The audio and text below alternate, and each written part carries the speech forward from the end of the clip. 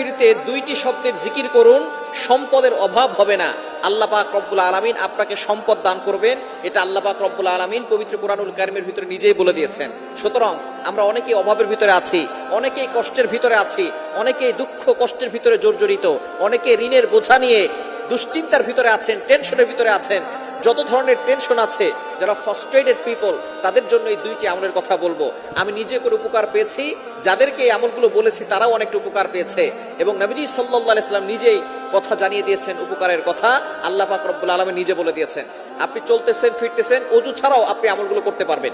একেবারে সহজ দুইটি আমল। নাম্বার 1, 1 নাম্বার আমল হচ্ছে ইস্তেগফার। আস্তাগফিরুল্লাহ, আস্তাগফিরুল্লাহ, আস্তাগফিরুল্লাহ। এই শব্দ কি অনেক কঠিন। আস্তাগফিরুল্লাহ পারে না এটা কিন্তু কোনো মুসলমান নাই যারা আস্তাগফিরুল্লাহ পড়তে পারে না। সবাই আমরা আস্তাগফিরুল্লাহ পড়তে পারি। এর উপকার কি কি আল্লাহ পাক রব্বুল আলামিন নিজে বলছেন। কোরআন খুলেন 29 নম্বর